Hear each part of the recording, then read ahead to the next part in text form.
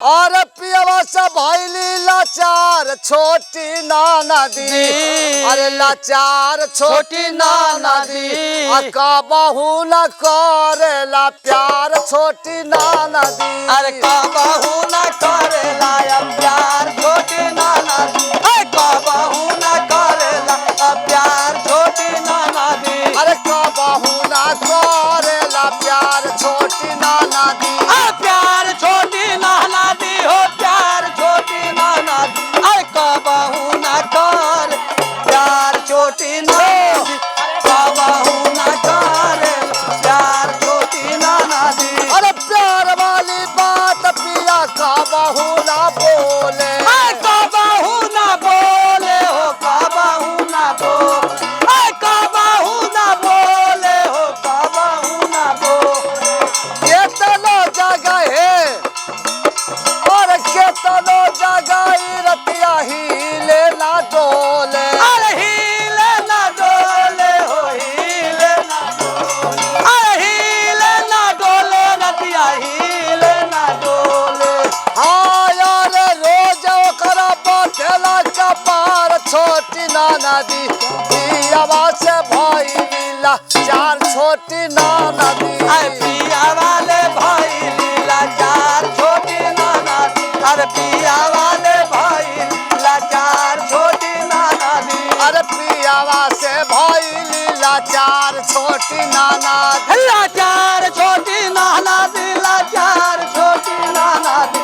पिया वाले भाई लाचार पिया वाले भाई लाचार छोटी नाना दी। और यही सलमाराद रहला सुना हमर भाग में। सुना हमारा भाग में हो सुना हमारा भाग में। सुना हमारा भाग में सुना हमारा भाग में। और जरता जीव हम जवानी के आग में। जवानी के आग में जवानी के आग जवानी के आग में जवानी के आग में। और नहीं वो कर बदलला विचार छोटी नाना दी है। छोटी नाना दी। पियावा से भइली लाचार छोटी। पियावा से भाई लाचार छोटी नाना दी।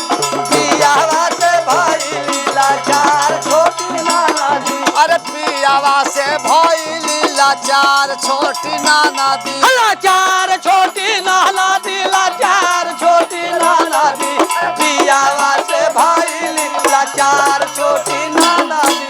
पियावा से भाई लाचार छोटी नाना दी। अरे हम के बुझाला नहीं एक रोज थोड़े बाहे का नाना एकदम खत्म हो खत्म। अरे हम के बुझाला नहीं पियावा के रोस बा। पियावा के रोस तोहरा पियावा के रोस पियावा के रोस तोहर पियावा के रोस। और कहा कभी मूला जी की समत के दोष बा। किस्मत के दोस्त बाहो किस्मत के दोस्त। किस्मत के दोस्त बाहो किस्मत के दोस्त बाहो। और बारू कई दी और किस्ती किनार छोटी नाना दी। पियावा से भइली लाचार छोटी नाना दी। पियावा से भाई लाचार छोटी नाना दी। अरे